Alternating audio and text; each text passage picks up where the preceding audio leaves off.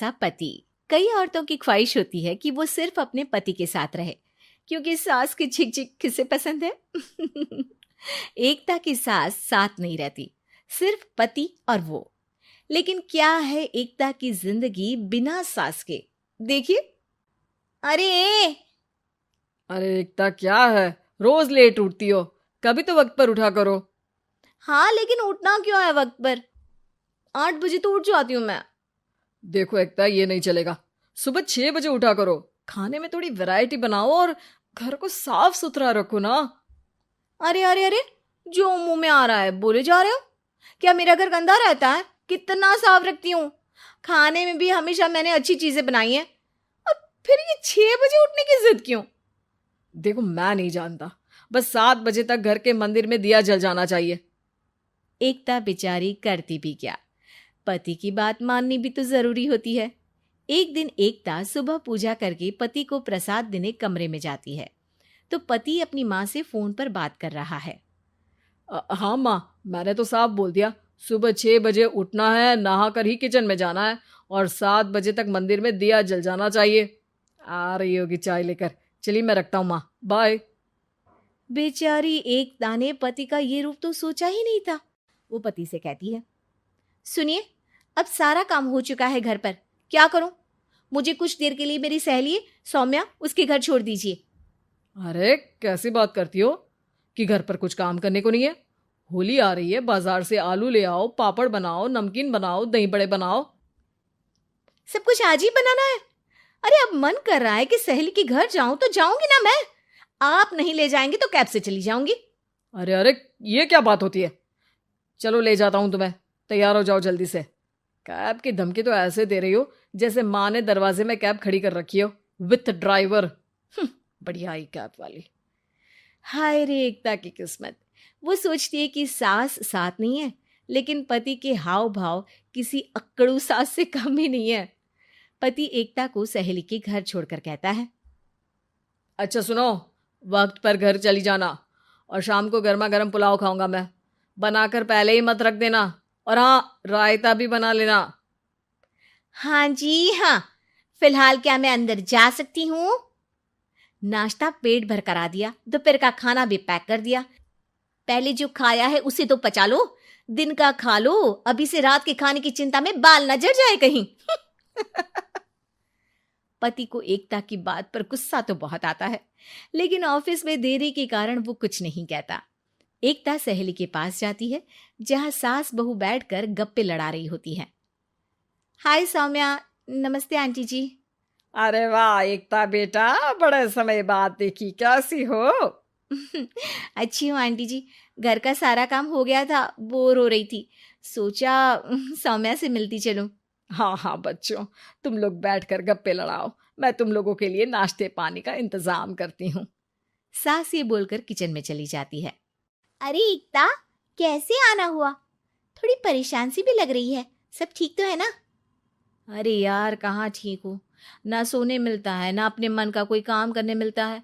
बस सुबह 6 बजे से किचन और रात के 12 बजे तक घर का काम। मेरी तो कमर ही टूट रही है।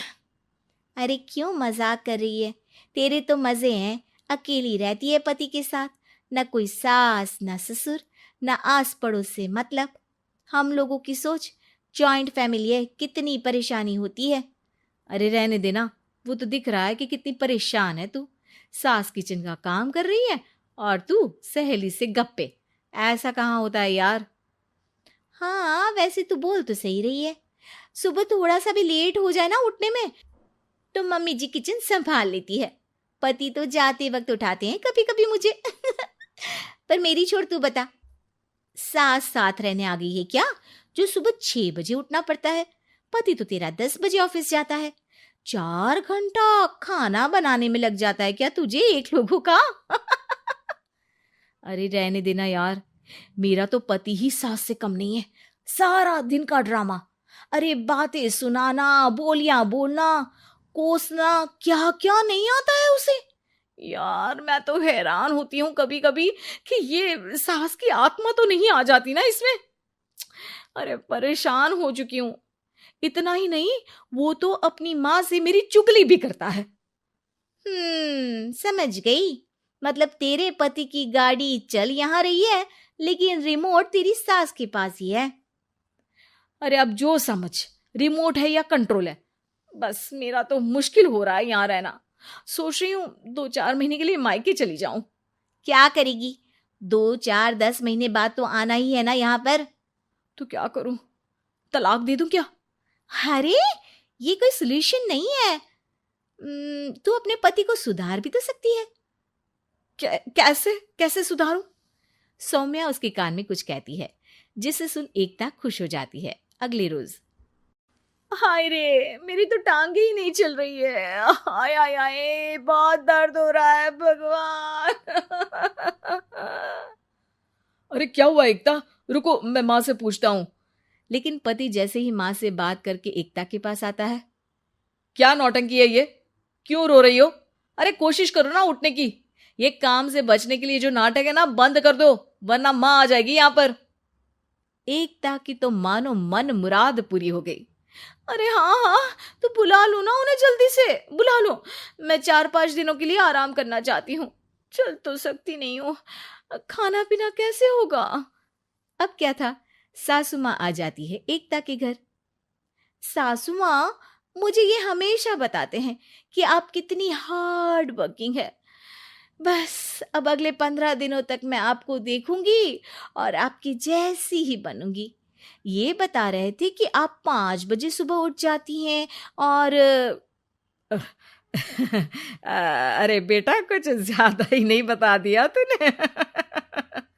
अब नहीं माँ, मैं चाहता हूं कि ये आपकी तरह तौर तरीके सीखे, जैसा आप मुझे बताती है ना। मैं तो हमेशा हॉस्टल में रहा, कभी देखा भी नहीं आपको, लेकिन मैं चाहता हूं कि एकता पूरी आपकी कॉपी बने, घर गृहस्थी आप ही की तरह संभाले। हैं? हाँ हाँ। तो अब माँ जी यही है, तो क्यों ना कल से शुरू। लेकिन अगले दिन सास 9 बजे सोकर उठती है। बेचारा बेटा बाहर से खाना मंगा कर खाता है। शाम को घर आता है तो सारा घर बिखरा रहता है। अरे माँ, ये घर इतना बिखरा क्यों है? अरे वो बेटा, आज वक्त ही नहीं मिला किचन से। सुबह का नाश्ता, दिन का खाना, अब रात को तो मेरा मन ही नहीं है कुछ बनाने का, तो बाहर से ही ले आ, या दिन का जो खाना बचा है ना वही खा लेना। ओ माँ, इससे अच्छा तो एकता घर रखती है। भले ही आराम आराम से काम करती है, लेकिन आज तक मुझे बासी खाना नहीं खिलाया। खुद तो तुम 9 बजे उठी हो, वो तो फिर भी 8 बजे उठती थी। अरे बेटा, मेरे बस की नहीं है 8 बजे उठना, वो तो ना मैं झूठ बोल रही थी। मैं तो चली अपने घर। अरे कम से कम तेरे पापा मुझे सुबह की चाय खुद तो बना कर देते हैं ना। ना जी ना, मुझे नहीं रहना अपने बेटे के पास। ये बोलकर सासू माँ चली जाती है अपने घर और एकता की लाइफ फिर से सेट हो जाती है बहुत अच्छी तरह।